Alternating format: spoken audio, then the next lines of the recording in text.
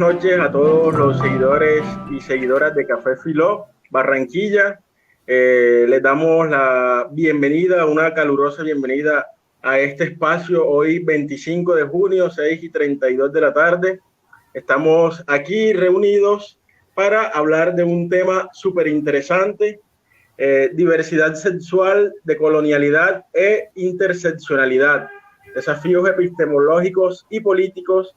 Entonces le damos la bienvenida a todas las personas que tienen interés en la filosofía, que tienen interés en el pensamiento crítico y que el último jueves de cada mes se conectan a reflexionar desde la filosofía sobre todos estos temas de actualidad. Por supuesto, no estoy solo, me acompaña mi compañera Gladys, a quien le doy la palabra. Bueno, también queremos agradecer a la Alianza Francesa, ¿no? por la contribución a la presentación del Café Filó de cada mes. Hoy tenemos un invitado muy especial. Me complace presentar al joven José Fernando Salcedo Martínez, politólogo y estudiante de la maestría en estudios interdisciplinarios sobre el desarrollo profesional de proyectos e incidencias políticas en Corporación Red Somos, alto consejero de diversidad en Alianza Global de Jóvenes Políticos de Colombia. Entonces, José Fernando Salcedo nos va a estar hablando, o vamos a estar tertuliando con él sobre diversidad sexual, decolonialidad e interseccionalidad, desafíos epistemológicos y políticos. Entonces, yo quiero comenzar, José Fernando, con una pregunta. No sé en qué momento de la presentación la quieras contestar, salta de mi curiosidad.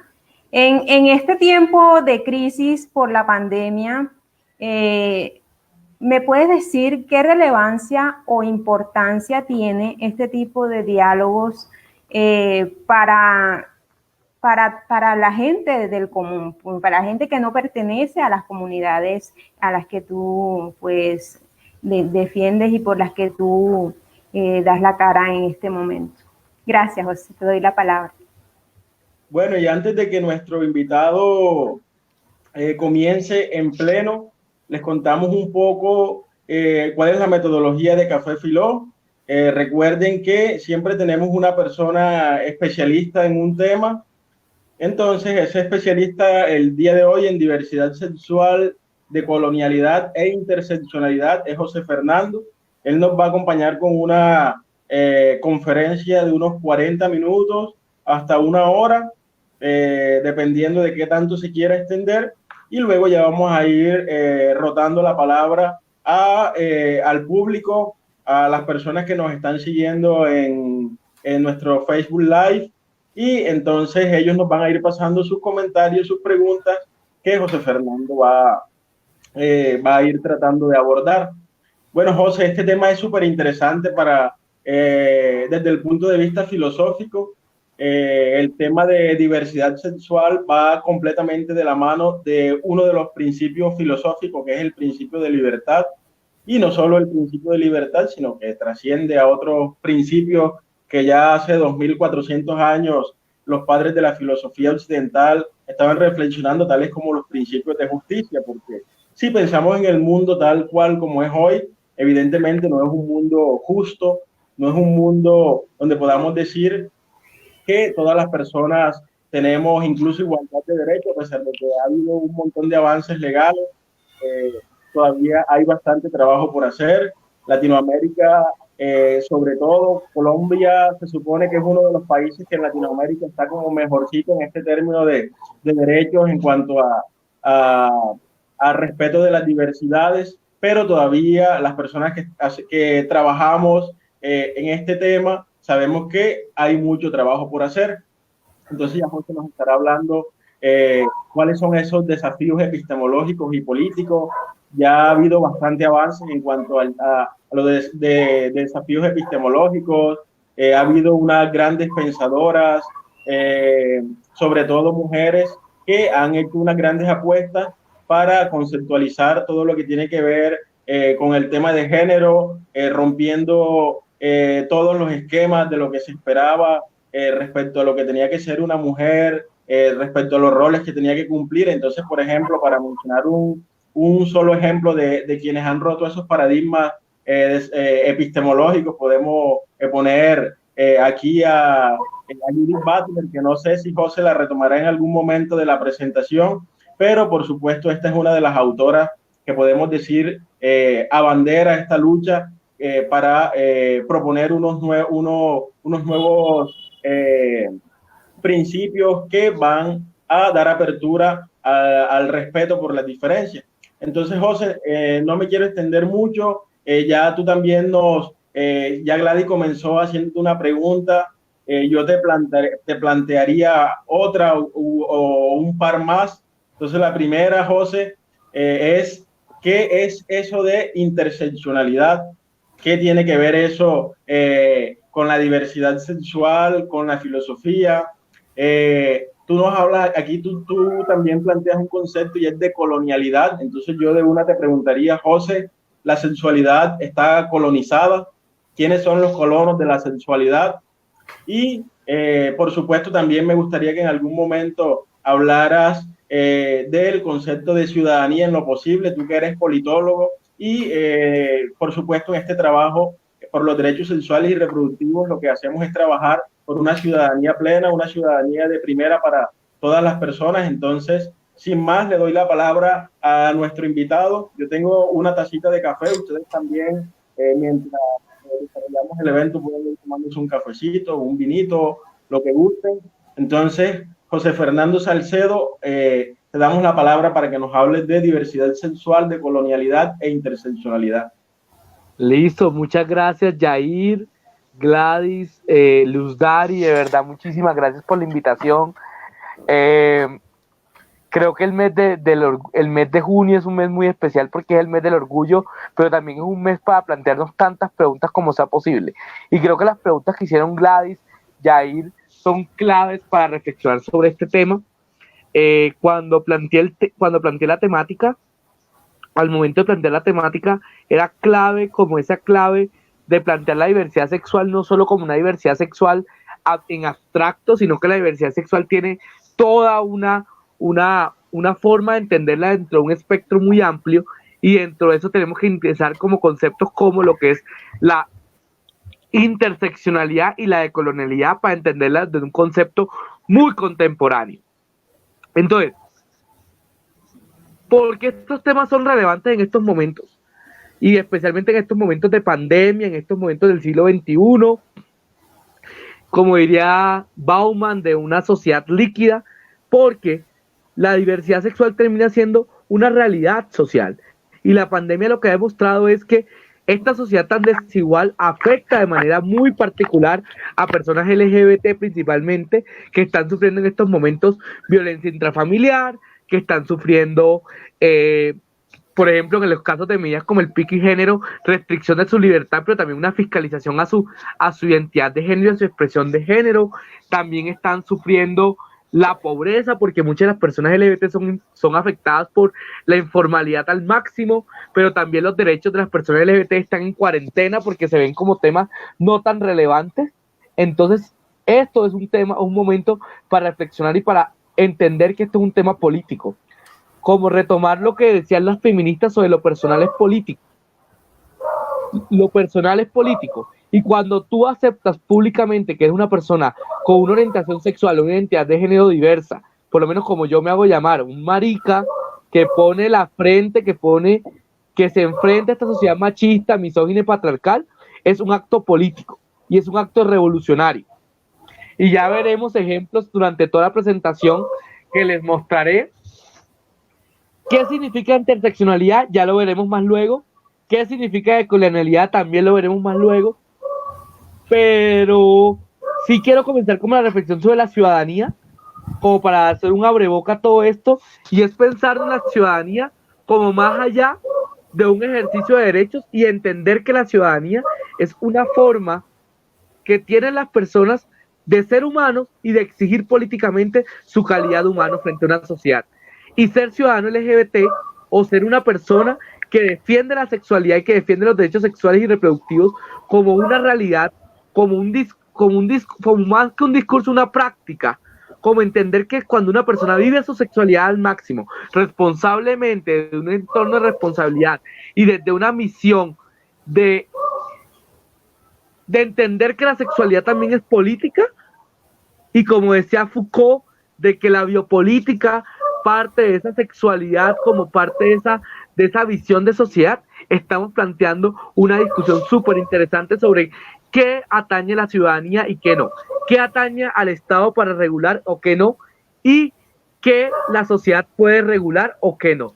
Entonces, no sé, comenzamos la discusión ahí. No sé si pueden proyectar las diapositivas, si las tienen por ahí. Advierto que las diapositivas son súper disruptivas. La verdad, yo soy un conferencista un poco no convencional. De hecho, mis estudiantes dicen que el profesor está loco, pero bueno. ¿Puedes retroceder? Retroceder un poco. Un poquito para atrás. Listo. La siguiente. Listo. Quería comenzar con esta imagen, la anterior. Quería comenzar con esta imagen. Esta imagen es muy interesante. Es de un autor que se llama Fabián Chairez, que se llama La Revolución. Esta imagen estuvo proyectada, esta obra estuvo presentada en el Palacio de Bellas Artes de México y causó un revuelo enorme en torno a la sociedad mexicana, a los herederos de, en este caso, Emiliano Zapata, porque muestra un Emiliano Zapata, símbolo de la virilidad mexicana, montado en un caballo y feminizado completamente. Entonces, yo comienzo esta conferencia con una pregunta: ¿diversidad sexual o sexualidad al máximo?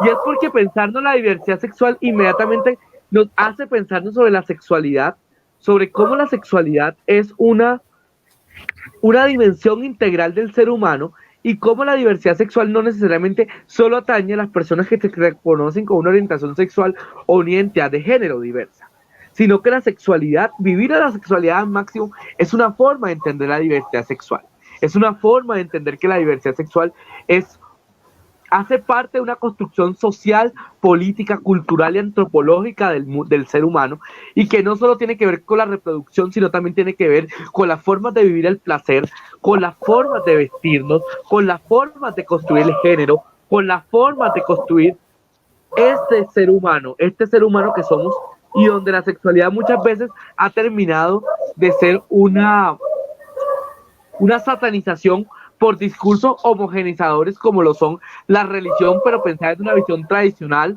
o hasta los discursos sobre el cuerpo que son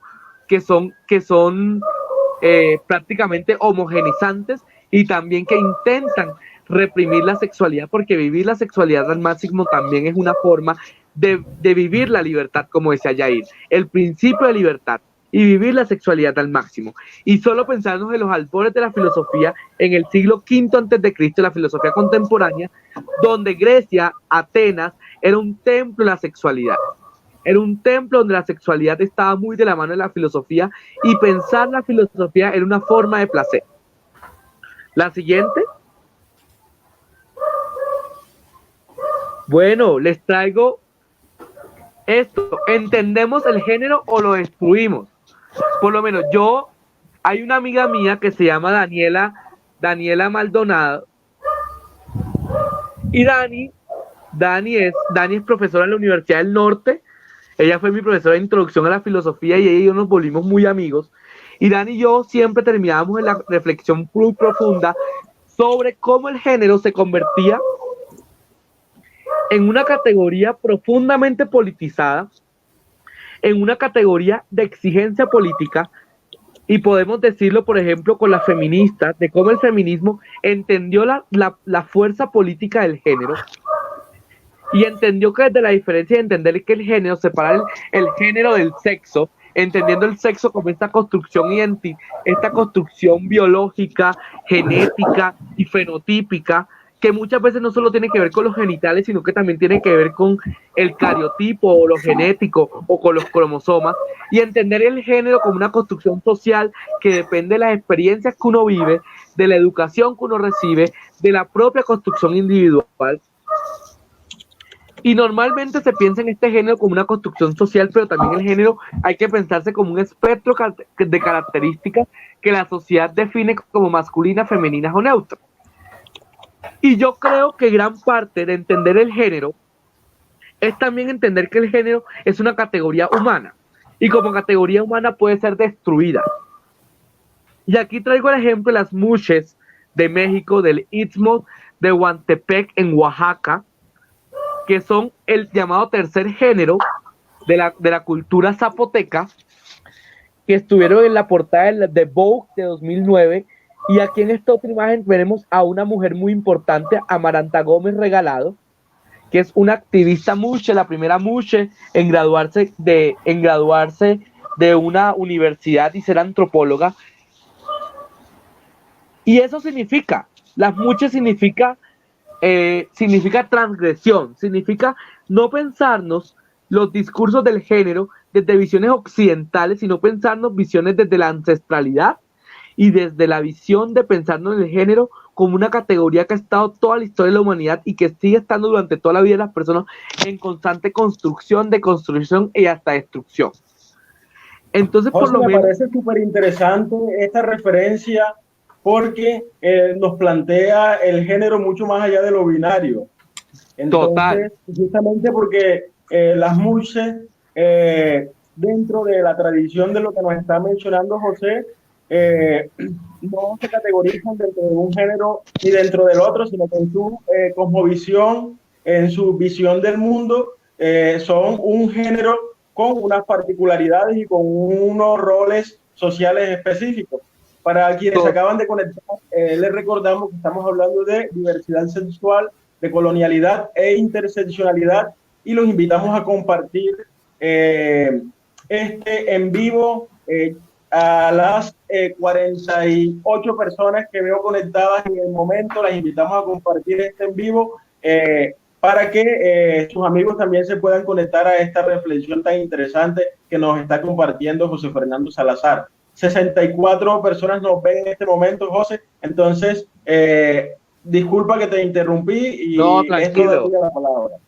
Tranquilo. No, pero es muy interesante esto. Además, porque las mujeres, como vamos a ver en torno a toda la presentación, son los terceros géneros. Es pensarnos el género más allá de lo masculino y lo femenino, porque ese binarismo termina siendo una forma de homogeneizar las prácticas sexuales, pero también homogeneizar las identidades de género. Y es también mirar esta tensión que existe entre las mujeres como forma de resistencia versus a un discurso de lo trans pensado desde la occidentalidad. Y como, por ejemplo, hoy en México, con este hervidero de narcotráfico, drogas y demás, hay todo un discurso dominante sobre las trans, sobre lo trans desde la occidentalidad, que pelean y que transitan contra las mujeres. Por lo menos las mujeres son muy valoradas dentro de su comunidad. El pueblo, la provincia donde ellas viven, que es la provincia de Juchitán, que queda en pleno istmo de Oaxaca, son muy respetadas porque las mujeres son las guardianas de la tradición y especialmente son las guardianas de las tradiciones religiosas, como por ejemplo las noches de la Guelaguetza o la noche de la Virgen del Carmen de la Candelera. Y entonces es pensar las mujeres muchas veces son discriminadas es por el propio Estado, que es un Estado profundamente blanqueado, que ha pasado en México, porque en México hay muchos problemas con el reconocimiento, y aquí se plantea la discusión sobre la interseccionalidad. Esa categoría que nació en el feminismo negro por allá en los 70, que planteó como una categoría de entender cómo los sistemas de opresión se juntan, se suman entre sí, y no es lo mismo tú ser una mujer blanca, universitaria, ser una mujer negra, lesbiana y con una diversidad funcional. Entonces es pensarnos eso. Y las mujeres es una forma de pensarse eso. Es una persona que no pertenece a ninguna de las categorías binarias del género, que además pertenecen a una comunidad indígena porque son de origen zapoteca, pero que además muchas viven en situación de pobreza. Entonces, esta interseccionalidad nos permite entender las mushes de una visión muy interesante. Y por lo menos Amaranta Gómez Regalado, que es una antropóloga, magíster en antropología, hizo su tesis de pregrado sobre los discursos sexoafectivos de las mushes y hablaba de la forma como las mushes tienen unas formas sexoafectivas completamente diferentes a las que tiene una mujer trans en esta sociedad. Listo, siguiente, Yair. Listo, entonces les traigo el caso de las Two Spirits o ancestralmente diversos. ¿Qué son las Two Spirits? Las Two Spirits son el tercer género de la comunidad navaja y otras comunidades del norte de América, y son personas que no se consideran ni hombres ni mujeres, pero que son guardianas de la tradición de las cordilleras de las montañas rocosas y que tienen una particularidad porque las personas Two Spirits, la tradición de los Two Spirits es una tradición indígena que aparece en toda América, desde Canadá hasta la península de la Patagonia. De hecho, las Two Spirits o los dos espíritus también aparecen en las comunidades quechuas, en las comunidades aymaras, en las comunidades oca, las comunidades mapuche. Y de hecho, la discriminación contra las comunidades de los dos espíritus, yo tengo un amigo muy querido que está conmigo en Gay Latino, yo hago parte de una red que se llama Gay Latino, que se llama Ronald Céspedes, y es un indígena aymara de Bolivia, y él se considera una persona dos espíritus. Entonces, ¿qué significa esta concepción de los dos espíritus? Ellos dicen que ellos tienen tanto el espíritu de la luna, que él lo considera femenino, y el espíritu del sol. Entonces son personas que trascienden más allá de este discurso y mantienen toda una conexión con la naturaleza y toda una conexión con el espíritu, por ejemplo, en Latinoamérica de la Pachamama, y también una conexión con la estrella polar y una conexión muy interesante con la huipala, que es la bandera indígena. Entonces hay toda una concepción sobre la espiritualidad desde esta visión de los two spirits o las dos espíritus. Siguiente.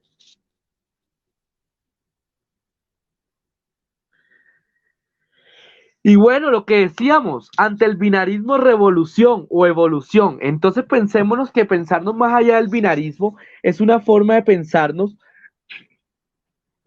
el género como una forma de hacer una revolución frente a un sistema político, social, económico, cultural que está pensado desde el binarismo, y donde el binarismo se convierte en una forma de exclusión y de pobreza. Aquí les traigo el caso de las ISRAs, que son las personas del tercer género en la sociedad hindú, de la sociedad india, y que muchas veces terminan interceptadas por la pobreza, porque muchas veces terminan en condiciones como la de ser unas Dalí o unas parias o unas intocables, que ese sistema de castas que introdujo la comunidad aria a la India en el siglo XVII cuando lograron la conquista que fue perpetuado por el sistema colonial británico. Y ahí está la colonialidad. La colonialidad es una forma de dominación donde un sistema dominante, en este caso el eurocéntrico, domina epistemológicamente, conceptualmente, sexualmente hablando, domina a otras comunidades desde una visión cultural, política y religiosa. Entonces, las ISRA han sido un sinónimo de resistencia a lo largo del tiempo. De hecho, en la antigua India eran muy veneradas porque eran consideradas como un símbolo de buena suerte, pero también una forma de entender a las divinidades desde una visión de la casa y una visión de buena suerte. De hecho, como las muches también son consideradas, tener una mucha en casa es un símbolo de buena suerte, y de hecho las muches y también las islas se dedican a las labores del cuidado, a las labores de la economía del cuidado. Ese trabajo no remunerado que termina estando en un sistema de dominación termina siendo asumido por las islas y por las muches. Entonces, las muches son revolucionarias porque también son guardianas de la tradición y revolucionan el género entendido desde la visión occidental muy inglesa que domina en la India, un país multicultural y lleno de misterio y lleno de tradición. Siguiente.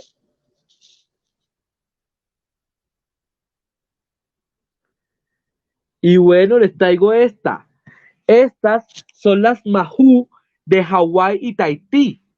Entonces ustedes pensarán por qué le pongo esto de mundo avatar Pacífico en llamas. Es porque cuando los ingleses llegan a las islas del Pacífico, a Hawái, a Tahití, a la Manganesia, a la Polinesia, se encuentran con las Mahu, que también son unas personas del tercer género y que ejercen, por ejemplo, la danza, las artes y las tradiciones del mar y demás. Y es muy interesante porque es pensarse eso, desde esa visión del avatar, desde esa visión de Avatar, y no solo la película de James Cameron, sino también desde ese Avatar, la leyenda de Aang, que tiene mucho de la visión occidental y mucho de la visión oriental, y es pensarnos como las personas, cómo el género y la diversidad sexual se convierten en una forma de entender la naturaleza, pero también de una forma de entender estos conceptos sobre la diversidad sexual como algo impuesto y como algo enseñado, cuando en realidad la diversidad sexual termina siendo un hecho natural. Y por lo menos Brigitte Batiste, que ayer la tuvimos espectacular leyendo el discurso de la marcha LGBT de Bogotá, plantea eso, que no hay nada más queer que la naturaleza, nada más marica que la naturaleza, porque la naturaleza misma tiene registrado más de 151 especies donde existe la homosexualidad, y de por sí la sexualidad termina siendo algo que se construye durante toda la vida. El género se construye y se construye a lo largo de la vida, y la orientación sexual simplemente es una manera, una categoría que inventó la sociedad para entender las relaciones erótico-afectivas, pero que también termina siendo un concepto que puede ser estirado o que puede ser destruido en el camino. Y que muchas personas esperaban, aquí quiero hablar de Judith Butler, que hablara de Carol Pateman, que hablara de Paul Beatriz Preciado, que hablara, no sé, que hablara de mucha gente, de las filósofas que normalmente han reflexionado, filósofas y filósofos que han reflexionado sobre la diversidad sexual, pero yo tengo un gran problema con esto, que muchos de estos filósofos provienen de escuelas norteamericanas, de escuelas muy coloniales, escuelas muy blancas, escuelas muy pensadas desde los cisgéneros, desde visiones de los trans, desde la performatividad del género, muy academicistas. Y más bien yo quería traerles aquí una visión desde la diversidad sexual, desde la práctica de la diversidad sexual, de lo que significa ser diverso sexualmente no en Europa, no en Estados Unidos, sino desde diferentes contextos de resistencia, como lo son en este caso, no sé, México, el Pacífico, Hawái, Tahití y demás. Siguiente. Y miren, aquí les traigo el caso de las fafafines, que son de Samoa, que son espectaculares, son niños que nacen machos, pero con medida del camino comienzan a hacer su transformación hacia este tercer género. Y me da mucha risa porque mientras yo hacía la investigación o preparaba había un artículo de una página súper fundamentalista donde hablaban que estos niños son forzados a usar prendas femeninas, y esa es una forma de confusión de género y ideología de género y el marxismo cultural y toda esa sarta de palabras que utilizan para estigmatizar a la diversidad sexual y a las personas que disfrutamos nuestra sexualidad al máximo y que somos orgullosamente de ser sexualmente diversos. Y yo jugaba con eso a decir que no son forzadas a nada, que son forzadas a ser fabulosas, porque lo estético también es político. Y ser estético y ser diverso sexualmente en un entorno como las islas del Pacífico es una manera de vivir una estética completamente distinta a lo que se piensa sobre lo trans o sobre la diversidad sexual normalmente. Siguiente.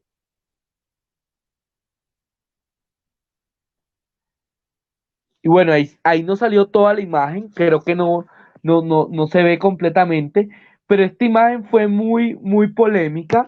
Es de una organización hermana que se llama Manos Diversa, es una organización bisexual de Bolivia, y mostraba a dos personas, un campesino y a un indígena besándose. Y esto significa la decolonialidad. La decolonialidad piensa por pensarnos maneras distintas en torno a ese marco eurocéntrico que nos ha pensado de pensarnos como el típico hombre gay que piensa con que la única reivindicación que existe es por pelear el matrimonio o por pensar la adopción o no sé, la lucha contra el VIH, la lucha por el PrEP o otras cosas o otras maneras de pensar, y es pensarnos también que decolonizar la diversidad sexual es una necesidad, porque es pensarnos la sexualidad desde la marica que vive en el pueblo más recóndito del Caribe colombiano hasta la marica que vive allá en el Pacífico y que muchas veces ha tenido que luchar y resistir en entornos profundamente patriarcales. Entonces, en este sentido, yo creo que esta imagen que pensaba Mano Diversa era muy poderosa porque era una manera de frentear a una sociedad profunda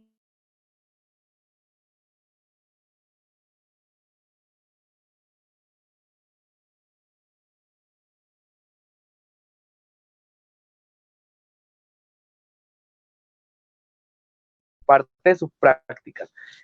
Y además pensarnos también cómo la diversidad sexual se convierte en una práctica política que ni siquiera los sectores políticos progresistas son capaces de defender. Entonces, por lo menos pongo el caso de Evo Morales, que cuando durante su administración en Bolivia, aunque planteó unos avances, siguió manejando un discurso oficialmente que no era incluyente. O el caso de Rafael Correa en Ecuador, que aunque era un presidente profundamente progresista, no manejaba un discurso diversamente sexual porque una persona profundamente religiosa, y que eso tiene que ver con que en Ecuador todavía hay un retroceso muy fuerte en derechos. Y pensarnos también en casos donde la diversidad sexual en sectores políticos de izquierda no era respetada. Por ejemplo, pongo el caso de la Revolución Cubana con personas como el Che Guevara o Fidel Castro, que en un inicio, aunque actualmente la hija de Fidel Castro sea la directora del CENESEX, que es el Instituto de Sexualidad cubano, que hubo muchos casos de personas LGBT que por ser LGBT terminaron forzadas a ir a campos de concentración o terminaron muriendo en una borda tiradas por el camellón de La Habana y comidas por los tiburones. O el caso de Joseph Stalin, cuando mandaba a las personas gays, lesbianas y bisexuales al gulag y las marcaba. O el caso de los campos de concentración. Yo creo que hay muchos casos donde la sexualidad se convirtió en una forma de exclusión, una forma de pensarnos y una forma de excluir a las personas con orientación sexual e identidad de género. El caso más célebre es la Inquisición, donde una persona, si era denunciada por ser sexualmente diversa, terminaba torturada porque era un símbolo de posesión demoníaca. O en el caso colombiano, donde la homosexualidad estaba penalizada hasta 1981 y toda persona que era mirada, y es el mismo caso de los disturbios de Stonewall, que los disturbios de Stonewall fue la manera de darle paso al movimiento LGBT, al movimiento de la diversidad sexual, y que por eso este 28 de junio estamos conmemorando ese Día del Orgullo LGBT, porque en Nueva York y en Estados Unidos la homosexualidad es ilegal, y la policía hacía muchas redadas, aprovechando que ahora estamos frente a una oleada de violencia policial y violencia militar, porque el caso de esta indígena en Verachamí, en el Risaralda, violada por 7 militares, es terrible y muestra lo sádica que es una sociedad profundamente machista y misógina. Y entran en una redada a un bar que se llama Stonewall y comienzan a intentar capturar a las personas. Y una mujer trans, una mujer drag dominicana, puta, empobrecida, se resiste y lanza la primera piedra. Esta fue Silvia Rivera. Y Marsha Johnson, otra mujer drag, negra, seropositiva, cosa que vivía con VIH, fue capaz de también unirse y comenzó este movimiento un 28 de junio de 1969 y míranos a dónde estamos hoy. Pero hablar de Marsha Johnson y de Silvia Rivera no es gratuito, porque muchas veces las ponemos como mártires del movimiento LGBT, pero Marsha Johnson y Silvia Rivera vivieron las penurias que significaba ser una mujer trans en medio de un movimiento gaycéntrico, porque yo soy una marica privilegiada, un hombre gay mestizo que estudió en una universidad, que estudió un posgrado, que tiene un trabajo, pero hay muchas mujeres trans que viven relegadas del privilegio de los hombres gays. Y muchas veces las mujeres, Silvia Rivera y Marsha Johnson, fueron expulsadas del Pride en Nueva York y fueron expulsadas de las organizaciones que ellas mismas fundaron. Y eso muchas veces pasa con las identidades de género que no son hegemónicas y que no responden a ese discurso de binarismo. Y lo podemos mirar con el caso de Alejandra Monocuco, una mujer trans de 39 años que murió asfixiada, que era seropositiva y que murió asfixiada en el barrio Santa Fe en medio de la negligencia y en medio de las respuestas poco dadas por parte de la Administración Distrital de Bogotá, liderada por una mujer lesbiana. Y también podemos ver el caso de estas 3 mujeres que murieron en Barranquilla, Cartagena y Santa Marta, mujeres trans que fueron asesinadas en pleno mes del orgullo. Entonces la mirada por la decolonialidad pasa por pensarnos más allá de lo heteronormativo, pensarnos más allá de lo colonial, de lo eurocéntrico, pensarnos más allá de los Gays for Trump, que fue el mayor comité que recogió dineros para Donald Trump, una persona misógina, machista, homofóbica y transfóbica. Y es pensarnos más allá de lo queer, porque lo queer termina siendo una teoría blanca muy universitaria de Europa y Estados Unidos, y nosotros desde América Latina no somos queer, somos maricas que resistimos a los embates de una sociedad profundamente apática y que no respeta la diversidad sexual. Siguiente, Yair.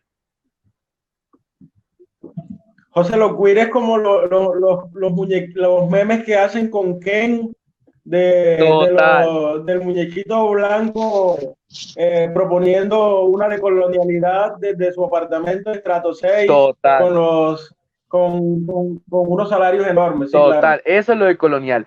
Eso es lo queer, pensarnos. Y por eso, por ejemplo, yo tengo muchos problemas con esa categoría, porque es una categoría que termina siendo epistemológicamente.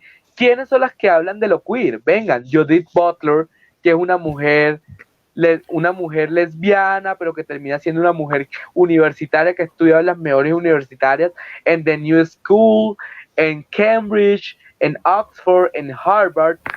Termina siendo Carol Bateman, que es una mujer que estudió en Pittsburgh, o una mujer como Martha Nussbaum, que nos habla de las capabilities, pero desde las capabilities desde un discurso liberal que es irrealizable, o Paul Beatriz Preciado, que es un hombre trans que ha tenido todos los privilegios en la vida. Y hablar cuéntanos. Una pregunta, ahora que estás tocando ese tema. ¿Qué piensas tú de esa cantidad de categorías que existen y cuál es como la alternativa que tú darías para sanear esa insatisfacción que creo estoy escuchando de ti por algunas categorías en específico? Entonces, ahí quería como que me puntualizaras ese detalle.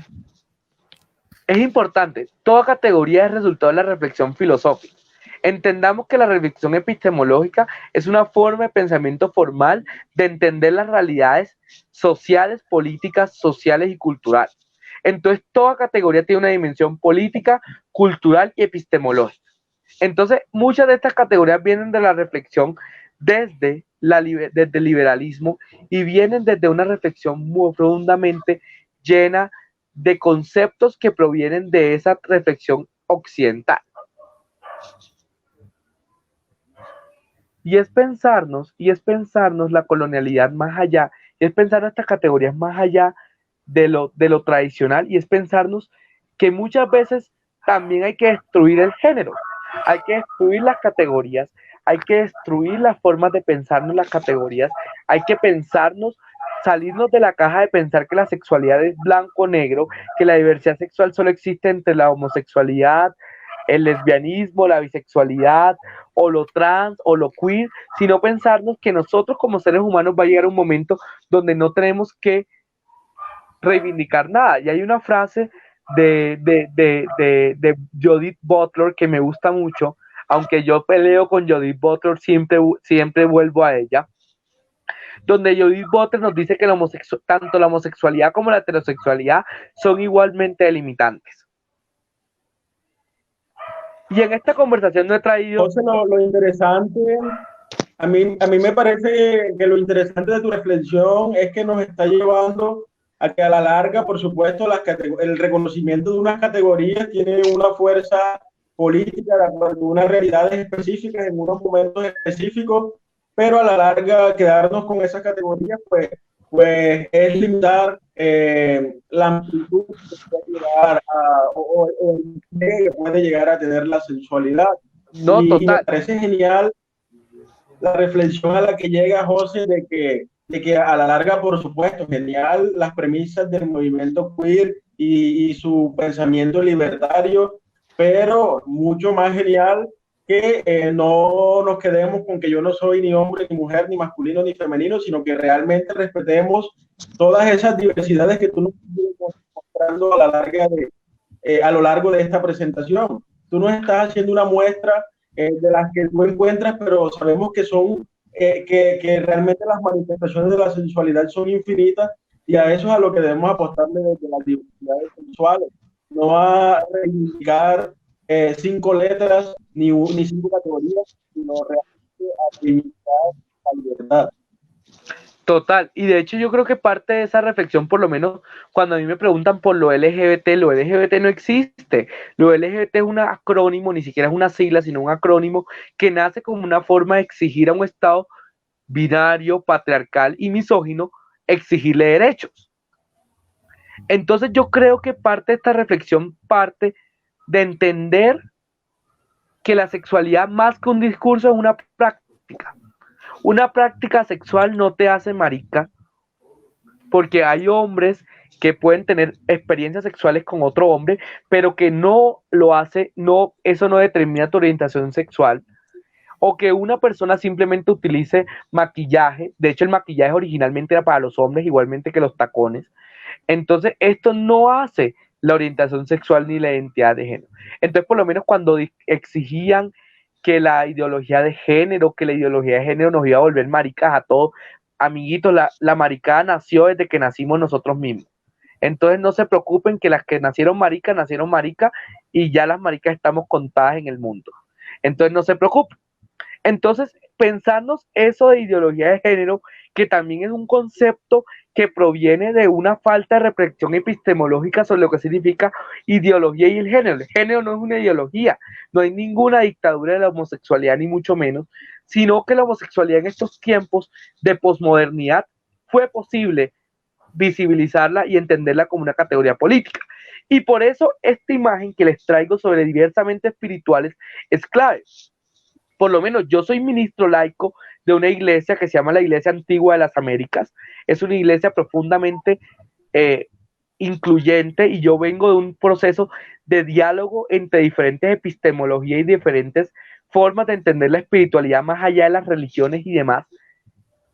Y es entender que la espiritualidad o la religiosidad ha sido una de esas epistemologías dominantes que han cercenado la diversidad sexual, pero que hoy hay muchas personas desde los sectores religiosos y que están reconciliando la sexualidad con la espiritualidad. Y eso es muy importante. Por lo menos estas dos personas que vemos aquí son Martín y Eleuco, que son dos mártires cristianos del siglo XIII y que eran personas que oficiaban bodas de personas del mismo sexo. En pleno momento donde la Inquisición estaba en su máximo esplendor, en pleno momento donde estábamos en plena Baja Edad Media, estas personas se atrevieron a desafiar los estereotipos de la iglesia dominante. José, y de hecho, Cuéntanos. Perdóname un momento ahí, ya que estás hablando de eso, tú sabes que en la antigua Grecia y en otras civilizaciones antiguas, la homosexualidad pues era una práctica que yo creo que no estaba tan estigmatizada como No. pasó ya para el medioevo. Entonces ahí es donde yo te quiero preguntar, ¿tú crees que sí, que no es que es una contradicción el hecho de estar involucrados religiosamente con las prácticas cristianas y al mismo tiempo defender a todas estas comunidades que no pertenecen a la heterosexualidad? Pues yo no creo que es una contradicción, yo creo que una contradicción es entender lo religioso y lo espiritual, entender primero, confundir lo religioso con lo espiritual. Todas las personas somos espirituales sin importar que creamos o no creamos en una divinidad superior. La ética es una forma de espiritualidad. De hecho, una de las ramas de la filosofía es la teología, que es entender esas formas de divinidad que existen y demás. Y yo creo que también es entender, por lo menos desde el discurso del cristianismo, es ser homofóbico, es no entender el mensaje revolucionario de Jesús, de un Jesús que es una figura que rompió los esquemas patriarcales de una sociedad judía y que andaba y que venía siendo un pescador, un hijo de un carpintero y un pescador que transitó por Judea y transitó por Palestina, porque no es Israel, viva Palestina libre, entender una Palestina profundamente dominada por el patriarcado judío, pero que en realidad era un Jesús que andaba con las prostitutas, que andaba con los publicanos, que andaba con todo lo más bajo que andaba con todo lo más bajo o con todo lo que no era considerado por la sociedad judía, patriarcal, misógina, clasista y racista. Entonces, Jesús hoy en día, ¿con quién andaría? Con las putas, con los homosexuales, con las transexuales, con todo. Y entonces, por ejemplo, iglesias como la Iglesia Comunidad Metropolitana en Nueva York, o iglesias como con la Iglesia Metodista, o Iglesia Antigua de las Américas, o tantos más ministerios que son incluyentes y que promueven la sexualidad y que promueven la sexualidad libre, o católicas por el derecho a decidir, que son el grupo más grande de mujeres a favor del aborto desde una espiritualidad, son cosas que son necesarias en este momento, y entender que la espiritualidad, como todo en la vida, se transforma y se divide. Que si Juan Pablo II inventó el concepto de la ideología de género, nos cagamos en el Vaticano, porque el Vaticano no nos va a decir cómo vivir la sexualidad, ni cómo ser, ni quiénes somos, ni a quién queremos amar. Entonces, la siguiente. José, respecto al concepto de ideología de género, no sé si has tenido la posibilidad de leer la concepción de Rita Segato sobre este concepto. Total. Ella dice, ella es una antropóloga feminista, está viva y todavía va a estar dando de qué hablar por mucho rato. Y ella dice que si existe una ideología de género, claro que existe una ideología de género. Desde que nacemos nos están imponiendo un montón de roles, desde antes de nacer nos están asignando colorcitos, juguetes, etcétera. Entonces, por supuesto que existe una ideología de género, pero no es lo que el uribismo aquí nos quiere metiéndonos los dedos a la boca, diciéndonos que la ideología de género es la que promovía Gina Parodi desde el Ministerio de Educación. La ideología de género, claro que existe, que son todas estas estrategias del mismo patriarcado, del mismo sistema capitalista, que pretenden eternizar unos roles que no deberían tener importancia en nuestra contemporaneidad. Total. De hecho, Rita Segato le iba a traer a colación para hablar del sujeto del feminismo, y hay algo muy interesante que nos plantea Rita Segato sobre el feminismo, y del feminismo entendido como un puente entre la diversidad sexual y todas estas luchas, y entendía que el sujeto del feminismo verdaderamente es la lucha contra el patriarcado. Y lastimosamente la ideología de género es el patriarcado. El patriarcado, el sexismo, la misoginia son las verdaderamente ideologías de género. Y en esa imagen hay tres cosas muy importantes. León Ben-Hur Zuleta Ruiz, ese gran activista, fundador del movimiento homosexual colombiano, que hablaba de algo que es muy relevante para esta charla, que es: sin liberación política no hay liberación sexual. Entonces, lo sexual termina siendo político. Si no entendemos la transgresión, la diversidad sexual como algo político, no estamos entendiendo la vida. No estamos entendiendo la sexualidad, no estamos entendiendo la diversidad sexual como acto disruptivo. Carnaval LGBT Barranquilla, expresión política más antigua, expresión pública de la homosexualidad en Colombia, con más de 32 años movilizándose en torno a entender la cultura como un arte de transformación, donde el movimiento drag o el movimiento trans es tan clave. Y una imagen de la primera marcha del movimiento LGBT en Colombia, esa marcha del Pride que este domingo vamos a conmemorar desde la virtualidad. Los esperamos y las esperamos. Aprovecho para invitarles. Este domingo vamos a estar desde las 2 hasta las 3 de la tarde, desde las 2 hasta las 6 de la tarde, de las redes sociales de la Mesa LGBT Bogotá, con una gran marcha virtual donde vamos a reivindicar que resistimos, vivimos y sentimos frente al COVID-19 y frente a las realidades del patriarcado.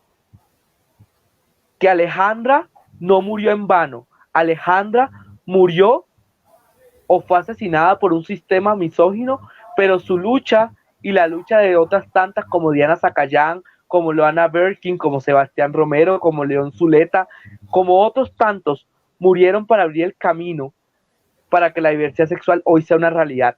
Entonces los esperamos este domingo desde las 2 hasta las 6 de la tarde desde las redes sociales de la Mesa LGBT.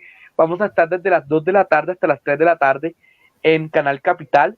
En Barranquilla también la Mesa LGBT, desde las redes sociales de la Mesa LGBT de Barranquilla del Atlántico también va a haber una programación muy interesante, entonces no se la pueden perder y es una forma de entender que el orgullo no se duerme, el orgullo no entra en cuarentena, sino que el orgullo se vive desde las casas, desde las familias y desde cualquier lugar donde estén.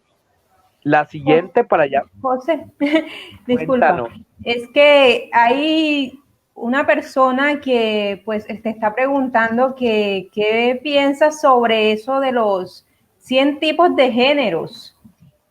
Yo quiero complementar esa pregunta diciéndote que hay mucha gente que normalmente hace muchas bromas con este asunto de los diferentes tipos de categorías. Yo quiero que, aparte de responder esa pregunta, tú nos digas por qué las personas deberían respetar ese tipo de identidades. Listo. Sobre los géneros, yo creo que los géneros también es una forma, una categoría de entenderse. Una persona al momento de reflexionar es una reflexión colectiva y es una forma también de exigir políticamente. La identidad de género termina siendo algo político, pero también termina siendo una vivencia personal. Entonces puede haber tantos géneros como personas hay en el mundo. O sea, pueden haber 7 millones de identidades de género, porque la identidad de género termina siendo algo particular y algo construido socialmente y culturalmente. ¿Por qué las personas deben respetar? ¿Por qué las personas deben entender esto? Porque la sexualidad, entender los géneros, también es entender que la sexualidad tiene múltiples posibilidades en la vida y es entender también que la experiencia de vida de cada persona es distinta y la experiencia de la construcción de identidad de género es distinta. No es lo mismo una masculinidad como la mía a una masculinidad como la de Yair, porque las experiencias de vivir la masculinidad de Yair y mía son completamente distintas. Y eso pasa con el género mismo. El género mismo se transforma durante todo el resto de la vida y parte por las reflexiones sobre la interseccionalidad y parte sobre la reconstrucción sobre el privilegio y parte sobre las vivencias que uno vive a diario. Y por lo menos uno como un hombre gay vive toda la vida. Un hombre gay, marica, vive siempre expresiones donde su género se ve mucho en disputa y se ve mucho en duda, porque uno tiene que ser masculino, porque se le impone que uno tiene que vivir hasta una heteronorma o una homonorma donde uno tiene que ser de una manera o de otra. Entonces hay toda una reflexión que tiene que ver con el género, que tiene que ver con esto. ¿Hasta dónde habría que llegar en esta reflexión? ¿Yair? No, le decía a José que me parece genial lo que menciona de que esta normatividad no se limita a lo heterosexual, sino que a la larga, si se normaliza una categoría sensual, esta categoría puede que desde su postura de normalización, entonces mire excluyentemente las otras categorías, como hemos visto a lo largo del movimiento homosexual, que por supuesto estamos en el mes de la diversidad, apostando por el respeto de todas estas categorías, pero hemos visto muchos ejemplos a lo largo de la historia donde cuando una categoría se normaliza, entonces entra con sus dinámicas de poder excluyente. No, total. Es que yo le pongo el efecto Grindr. Entonces el efecto Grindr es que todos los activos tienen que ser masculinos, machos y demás. Todos los pasivos tienen que ser femeninos, débiles y demás. Todos los bisexuales tienen que estar confundidos y tapados. Y es pensarnos eso, es pensarnos cómo la heteronorma se ha convertido en una homonorma y cómo también los hombres gays somos profundamente misóginos.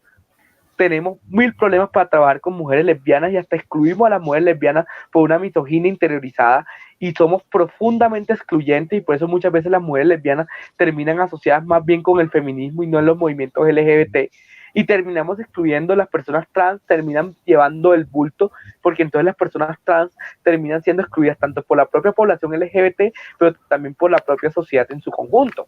Y entonces la pluma es penalizada, la pluma es criminalizada. Entonces si tú eres una plumífera, entonces no botes pluma, solo masculinos. Hay un gay el gay serio es el que pasa por agradar a la sociedad, porque es un gay que se parece a las prácticas heterosexuales, y también hay unos gays que son serios y unos gays que deben ser respetados y unos gays que no. Entonces es todo un fenómeno que Grindr, que es una aplicación para buscar citas y para buscar sexo fácil, se convierte en la máxima expresión de esto y en la máxima expresión de una visión homonormada de vivir la sexualidad y de vivir la sexualidad al máximo. Bueno, por último, yo quiero preguntarte algo. ¿Hasta dónde hay que conquistar como para llegar a pensar que como individuo puedo interiorizar lo que soy y no evidenciarlo? ¿Hasta dónde hay que llegar? ¿Hasta dónde tiene que llegar esa conquista? Yo creo que la conquista tiene que ser con que, aunque esto lo que voy a decir es algo muy personal y algo muy individual, es pensarnos en liberarnos de la dictadura de la heteronorma. Es pensarnos que nosotros podemos vivir nuestra sexualidad al máximo, explorar la sexualidad al máximo, y que parte de explorar esa sexualidad al máximo es amar a quien queramos amar y ser quien queramos ser. Es romper los estereotipos de género, es desafiar el patriarcado, es desafiar, por lo menos nosotros los hombres, romper el pacto de la masculinidad y romper el pacto del patriarcado y lograr desafiar a otros hombres, a otras maricas, a que dejen la heteronorma, a que dejen la misoginia, a que dejen la a que dejemos atrás esas prácticas que nos separan y más bien pensémonos en formas donde no tengamos que venir esa expresión tan horrible de salir del closet, que es una expresión profundamente política. De hecho, hay un día en noviembre que se llama el Spirit Day, que es el Spirit Day para celebrar que podemos salir del closet, pero también tenemos que vencer a esa heteronorma que nos está matando en todo el mundo. Por ejemplo, hay países donde la homosexualidad sigue estando penalizada, la sodomía, que es el sexo anal, termina siendo penalizada y que le puede llevar a una persona a la muerte. Y es desafiar al sistema, desafiarlo y juntarnos para desafiar el sistema. Las maricas no podemos solos, sino que también nos tenemos que sumar todos los excluidos de esta sociedad profundamente racista, clasista y misógina y patriarcal, juntarnos para vencer a la dictadura de la heteronorma y vencer a la dictadura del clasismo y del racismo, que está ahora muy de moda con todos estos ataques racistas como el de Anderson Arboleda o el de George Floyd en Estados Unidos. Muy bien. Yair, no sé si... Adelante, José. comenta. Yo solo quería terminar mi exposición con dos. Yo creo que a nuestro invitado todavía no ha terminado con su presentación. Con dos cositas. Una, ser marica y Sino que Caribe. nosotros nos hemos adelantado a hacer preguntas. No te preocupen. Raúl, a mí me encantan las conversaciones porque no me siento la marica hablando sola, no me siento hablando con el micrófono yo solo. Entonces, por lo menos yo les traía estos dos ejemplos. Les decía que a mí no me gusta la poesía, pero Raúl Gómez Hattin es uno de mis autores favoritos y es una marica poeta que reivindicó el hecho de ser marica. Y el siguiente, por favor, la siguiente.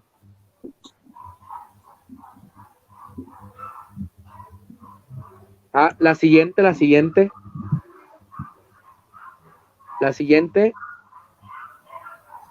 Y aquí tenemos la anterior. Y la anterior, que es Pedro Lemebel, la marica universal de América Latina, que fue una bomba, una cabra que revolucionó América Latina en plena dictadura de Pinochet y que fue capaz de levantarse frente a la dictadura de Pinochet para reivindicar el hecho de ser un maricón en América Latina.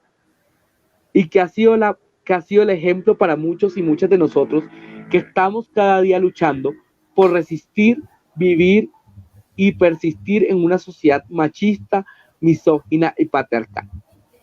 Entonces, Lemebel y Raúl Gómez Hattin nos ponen hoy a reflexionar sobre lo poderoso que significa ser marica y de amarnos marica en una sociedad que nos quiere imponer lo gay y que nos quiere imponer lo homonormado como parte de una reflexión por lo político y lo cultural. Entonces, la siguiente. Costa Rica dijo sí, Costa Rica por fin después de tanto tiempo. Recordemos que en Costa Rica está la la Corte Interamericana de Derechos Humanos y también está la Universidad de la Paz de Naciones Unidas. Por fin dijo sí al matrimonio igualitario. Entonces todos los hermanos y hermanas ticos se pueden hoy casar. Y aunque el matrimonio termina siendo una institución profundamente patriarcal, misógina y machista, pero lastimosamente en este estado profundamente binarista, el matrimonio trae muchos derechos que las personas LGBT nos merecemos, como es el derecho a los derechos patrimoniales, de acceso a la salud, o hasta el proceso de adopción o de criar a otra persona bajo unas lógicas completamente distintas y de paternidades distintas. Y bueno, la última diapositiva que les traía es una foto de la marcha LGBT de Bogotá hace 3 años, y es muy interesante porque está la bandera de la diversidad sexual ondeando al frente de la Catedral Primada de Colombia y al frente de la Corte Suprema de Justicia, del Palacio de Justicia, que la Corte Constitucional en Colombia ha sido la mayor guardiana de los derechos de las personas LGBT en Colombia. Recordemos a Carlos Gaviria, recordemos a Alejandro Martínez Caballero, recordemos a Vladimir Naranjo, recordemos a tantas personas, y hoy está en riesgo porque tenemos magistrados como Carlos Bernal Pulido o Cristina Pardo que consideran que la diversidad sexual es un pecado. Pero no es un pecado, sino que la diversidad sexual es nuestro paraíso y la diversidad sexual se vive al máximo y se vive con todas las de la ley en una sociedad machista, misógina. Y recordemos que debemos amar a quien queramos amar y ser quien queramos ser. Bueno, ya terminé. Ya ahora Genial, sí José. Excelente presentación. Antes que nada, agradecerte porque ha sido un espacio, esa hora que llevamos dialogando se fue muy rápido, y fue justamente por lo interesante y lo fresca y lo profunda de tu presentación, porque estuvo genial como fuiste moviéndote entre ejemplos específicos, entre ejemplos prácticos de aquí cerquita, incluso de nuestra América, y también como eso nos mete un fundamento epistemológico. Entonces, sí, gracias por esa presentación. Entre todo lo que dijiste, entre todo lo interesante de tu discurso de hoy, yo me voy a quedar de manera especial con una frase, y es: lo personal es político, y es justamente porque esta es una premisa también de la escuela francesa contemporánea del deseo, la cual trabajamos fuertemente desde el grupo de investigación que da origen a este café Filó. Y es así, es tal cual, lo personal es político. Si tiene implicaciones, si me incomoda, si me agrada, eso tiene que ver a la larga con política. Tú hablabas ahorita de la estética, el deseo. Lo que se propone es justamente que no podemos dicotomizar la estética, la ética y la política, que todo esto va de la mano. Si algo produce un malestar en mí, una inquietud, digamos, por una exclusión, por una discriminación, por supuesto, me está afectando a mí, pero eso tiene un gran componente. Gracias por la presentación. Antes de continuar con nuestro evento, que vamos a la mitad, yo quiero hacer una pequeña piña aquí. No se escucha bien, Jair. Una voz por la discapacidad. No se y es justamente... Perdón, Jair, no se escucha bien. Trata de arreglar. Hola. ¿Listo? Habla, Jair, porfa. ¿Me escuchan mejor ahora? Ahora sí. ¿Me escuchan mejor? Sí, sí. Bueno, les decía que antes de continuar con nuestro evento, voy a hacer una propaganda del segundo foro que organiza Sede Social de Discapacidad e Inclusión Social, y es justamente porque tiene relación con el tema que estamos hablando hoy aquí, y es porque el énfasis de este foro es sexualidad en personas en condición de discapacidad.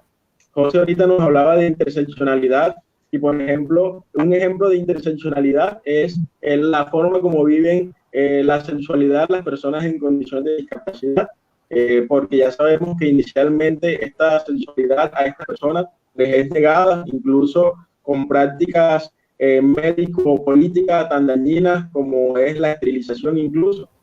Y por eso los invito este próximo martes 30 de junio a las 2 de la tarde a que hablemos con 3 invitadas expertas sobre el tema de sexualidad en personas en condición de discapacidad.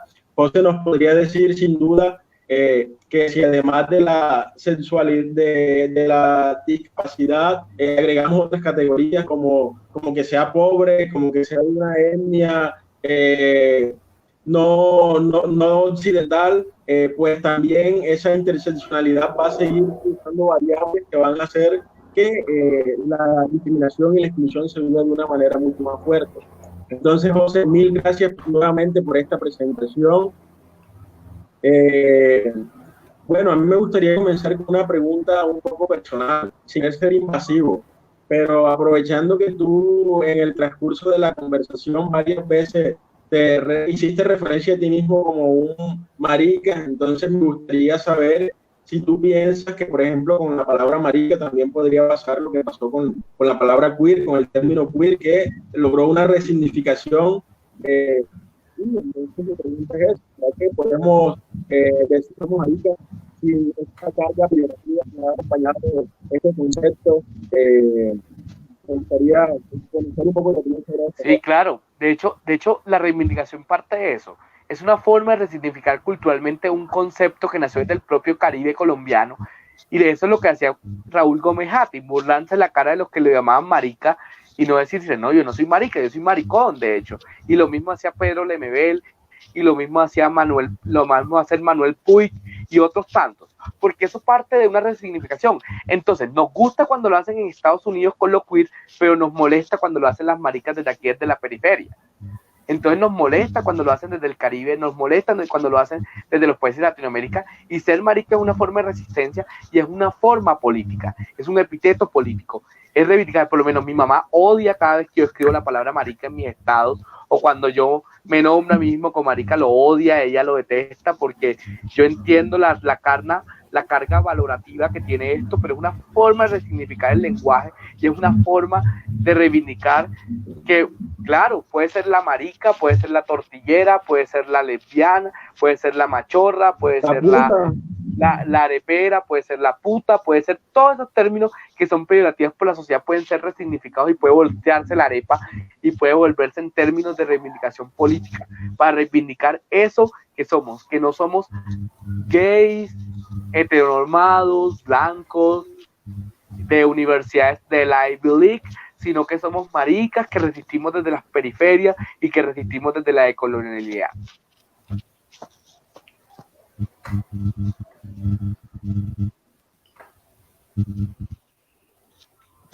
Excelente, José. No sé si mi compañera de aquel lado tiene alguna intervención o comentario. José, yo quería que me especificaras, como para terminar con mis preguntas, si un sistema político determinado puede favorecer o desfavorecer la lucha que ustedes tienen como comunidades. ¿Y cuáles? Uy, Gladys, pero qué incisivo estamos. Entonces, vamos a ver. Recordemos que los sistemas políticos, un sistema político es una forma muy funcionalista de entender la sociedad y de entender las formas como el poder se distribuye en la sociedad. Aquí me siento en una clase de introducción a la ciencia política y recordemos a Easton con su forma de entender la caja negra, la black box, y yo más que sistemas políticos hablaría de regímenes políticos. Podemos entender que los regímenes políticos autoritarios, obviamente la lucha por la diversidad sexual termina siendo homogeneizada y termina siendo acabada, pero obviamente también en democracias entendamos también que la democracia puede ser un concepto que puede estar profundamente viciado por una visión súper occidental de la democracia liberal, y de hecho yo creo que hay que entender a traer una visión más reforzada de la democracia para vencer esos estigmas que nos han metido gente como Agustín Laje o como Gloria Álvarez, que no sé por qué los estoy mencionando porque son terribles, sino que más bien entender la democracia de una visión pluralista como lo hace, no sé, como lo hace Laclau y Chantal Mouffe, donde entienden que la democracia es naturalmente populista y que la lucha está en democratizar al máximo para que sin derechos sexuales y reproductivos y sin diversidad sexual no hay democracia. Entonces, una democracia que restrinja los derechos sexuales y reproductivos y que restrinja los derechos de las personas LGBT son democracias incompletas y son democracias profundamente heteronormadas y que basan en un status quo. Entonces yo creo que la lucha sigue en torno a la creación de una deliberación democrática que permita el ejercicio de derechos y el ejercicio de lo que decía Yair de la ciudadanía LGBT. Porque sin ciudadanía LGBT no hay lucha por vivir la sexualidad al máximo y por vivir con quienes somos. Ponemos un ejemplo, en el caso colombiano, cuando sube al poder Iván Duque llega apoyado por todos los sectores religiosos, fanáticos y fundamentalistas y por todos los sectores conservadores del país. ¿Y qué hizo? Engavetar la política pública nacional LGBT y invisibilizaron del Plan Nacional de Desarrollo, se nos invisibilizaron durante 4 años. Y ha habido todo un avance, un retroceso en torno a materia LGBT en Colombia debido a esto. Y estos son los crímenes que no queremos. Y lo mismo pasó con la subida de Piñera al poder, lo mismo pasó con la subida de Lenín Moreno en Ecuador, y lo mismo pasó con la subida de Bolsonaro. Yo creo que Bolsonaro es el caso más crítico en América Latina, donde Bolsonaro dio un retroceso en torno a los derechos LGBT, pero también en contra de los derechos de las mujeres y en contra de los derechos de las comunidades indígenas y en contra de los derechos de las poblaciones negras en Brasil. Bueno, yo creo que no tenemos más preguntas. Yo estoy muy agradecida contigo. Muchas gracias por abrirnos tu mente para la reflexión filosófica. Me encantó mucho escuchar. Aclaré muchas cosas que tenía sobre los temas que tú tratas. Muy claro, muy sencillo. Muchas gracias. Yo creo que Yair tiene algo que decirte. yo te agradezco mucho que hayas estado hoy con nosotros.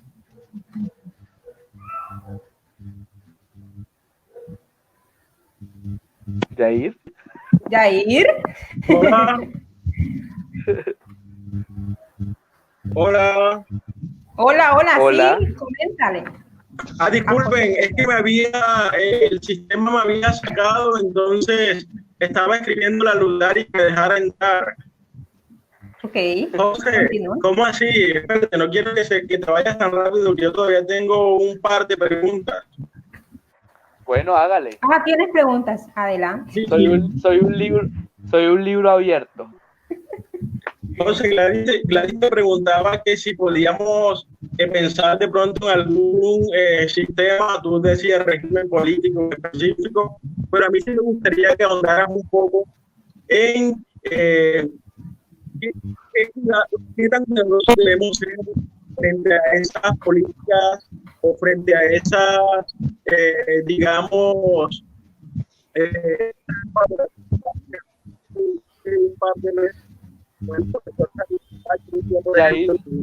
Yair, no te estoy escuchando. No se escucha bien, Yair.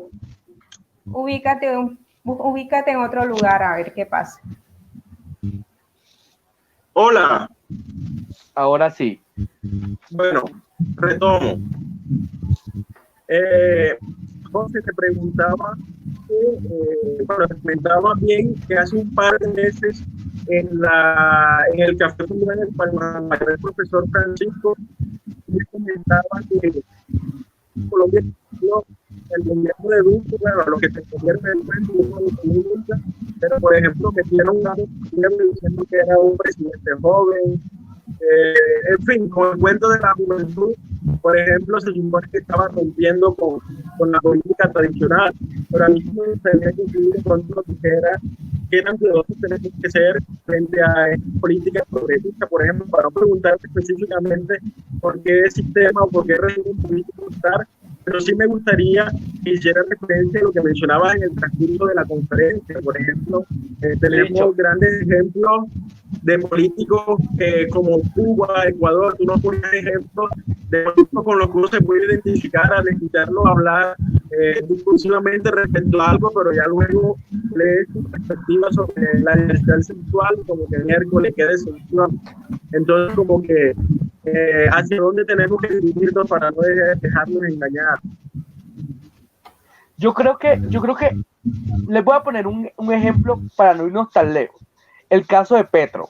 Pongámonos el caso de Petro. Yo soy una persona progresista y que votó por Petro en la segunda vuelta, pero pensémonos en que Petro, independientemente de que la plataforma política de Colombia Humana es una plataforma política feminista y marica, Petro termina siendo un político patriarcal y que muchas veces invisibilizó a Ángela María Robledo durante toda la discusión y que terminó instrumentalizando la diversidad sexual a favor de él y que termina teniendo una plataforma políticamente que favorece la diversidad sexual, pero que en sus prácticas termina siendo discriminatorio. Y fue el caso, por ejemplo, de escoger una persona como Holman Morris como candidato a la alcaldía de Bogotá, una persona que está que ha tenido sucesos de violencia de género y demás.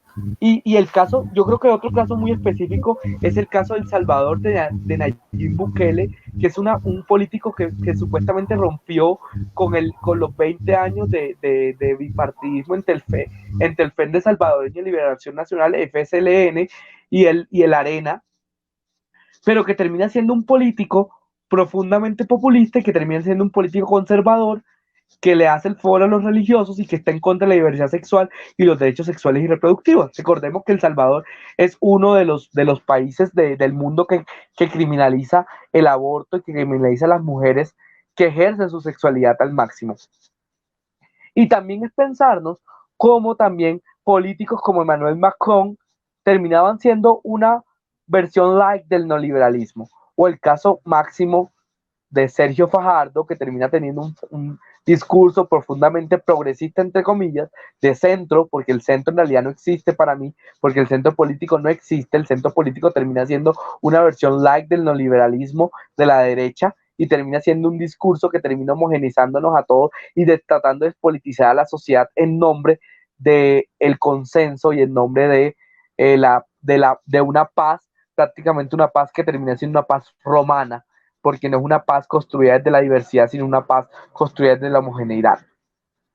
Entonces yo creo que estos discursos hay que cogerlos con mucho cuidado. Yo creo que lo que hay que avanzar es hacia gobiernos y hacia regímenes políticos que entiendan la diversidad sexual no como una inclusión, sino que la entiendan como un aspecto radical y que hay que trabajar para construir una sociedad profundamente respetuosa e incluyente.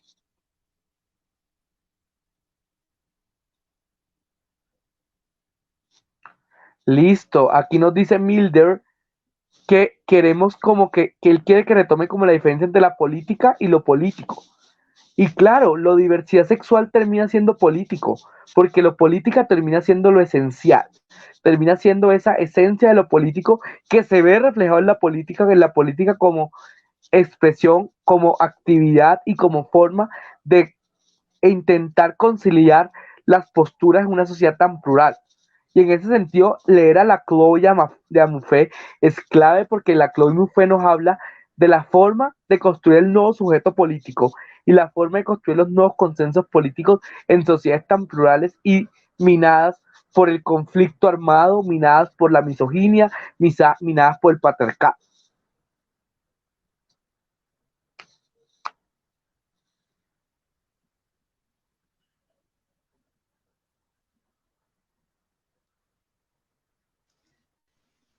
Gladys, tienes tu audio desactivado. Ok, acá hay un comentario. El sexo en los animales cumple, aparte de jugar un papel importante en la preservación de una especie, diversas funciones. Si bien los seres humanos tenemos similitudes naturales con otros animales a la hora del acto sexual, como por ejemplo, que el placer condiciona el acto. Sí, 2 puntos. Bueno, eso es un comentario, eso no es una pregunta. Pero bueno, ahí yo quiero hacerte como una pregunta y es la biología, el papel de la biología en todo esto. Uh-huh. Claro, la diversidad sexual no se puede entender con la biología.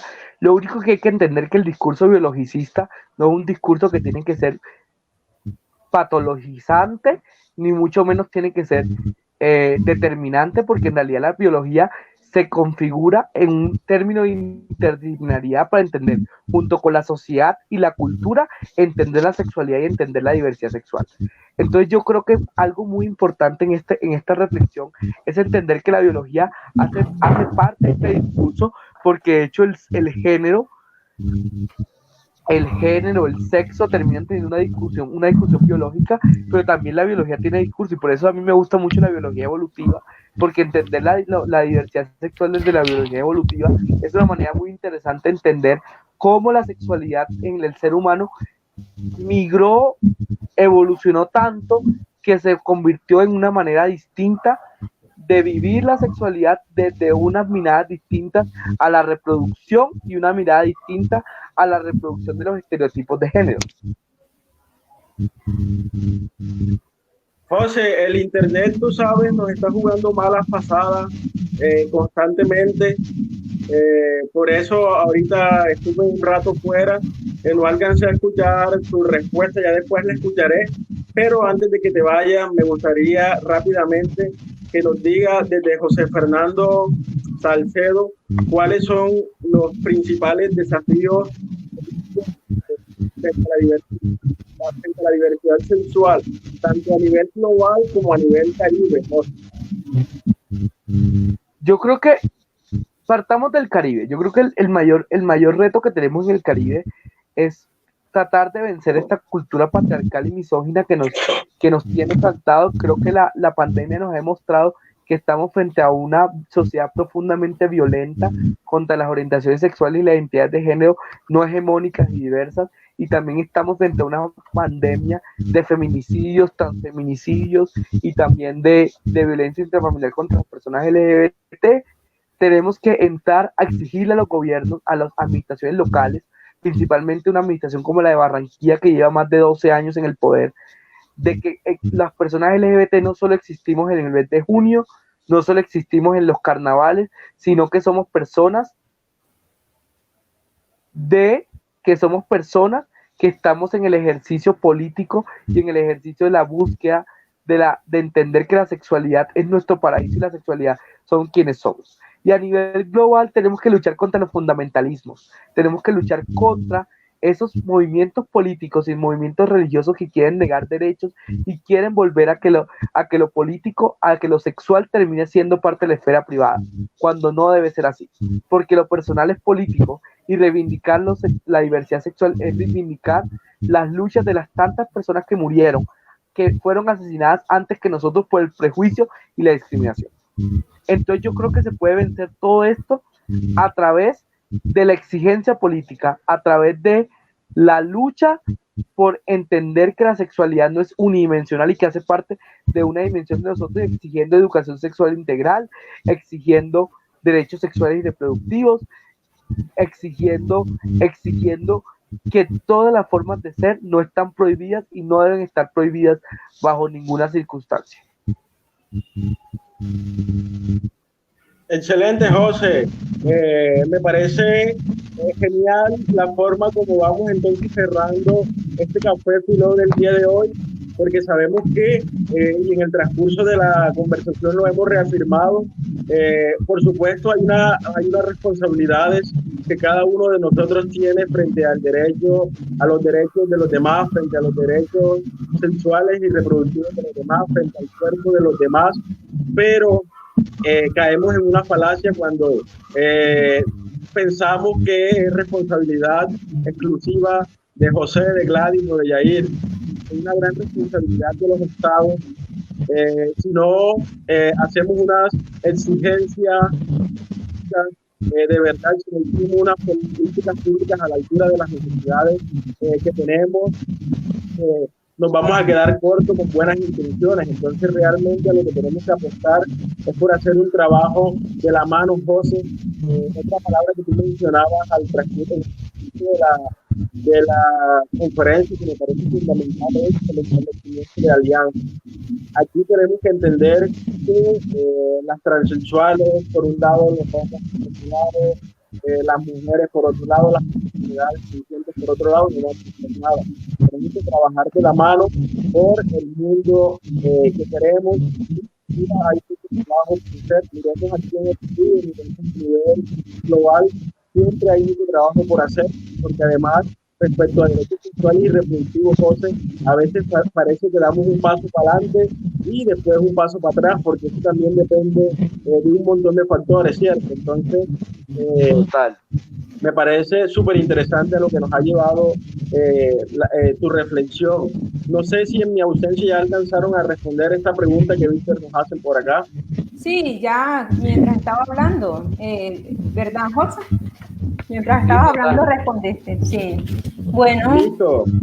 José, okay. Entonces yo creo que de esta manera podemos ir cerrando este espacio productivo, esta jornada, esta noche del día de hoy que nos dedicaste 1 hora y media al público de Café Filó, al grupo de investigaciones y al público que estuvo interesado siguiéndonos en esta presentación.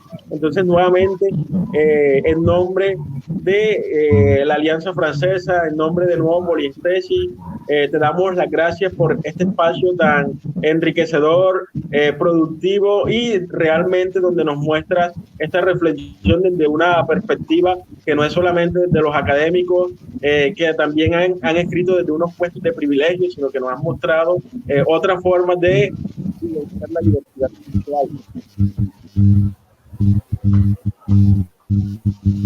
No, muchas gracias a ustedes de verdad por la invitación. De verdad me disfruté mucho esto. Para mí siempre es un placer moverme en el activismo, la academia, lo político y la investigación. Para mí es un honor de verdad estar en estos espacios y solo aprovecho para que este 28 de junio no nos perdamos todo esto que viene del orgullo de nuestras casas, porque el orgullo no descansa y el orgullo no está en cuarentena. Es lo único. Bueno, y antes de irnos, quiero recordarle que el último jueves del próximo mes tendremos otro café. Vamos a hablar sobre la importancia del teatro para la vida. José, te invitamos, estás cordialmente invitado. Nuevamente, muchas gracias por esa intervención muy buena. Les deseo mucha suerte en toda esa lucha, muchos éxitos. Y bueno, vamos a seguir abriéndonos caminos en este mar de prejuicios y de condiciones sociales y culturales negativas, ¿no? Muchas gracias, José, por todo. Total. Recuerden seguir a Café Filó en Facebook, Instagram, en YouTube, para que no se pierdan ningún contenido. Recuerden, ahorita apenas cerremos la sesión de hoy, compartir también este espacio virtual, digital en todas sus redes, y esperen en aproximadamente 2 semanas ya les estaremos compartiendo desde Café Filó esta presentación en YouTube, José, para que también quede ahí como una memoria de este espacio tan bonito que nos has dedicado el día de hoy. Mil y mil gracias. Gracias. Gracias a ustedes, no, gracias a todos y todas. Buenas noches.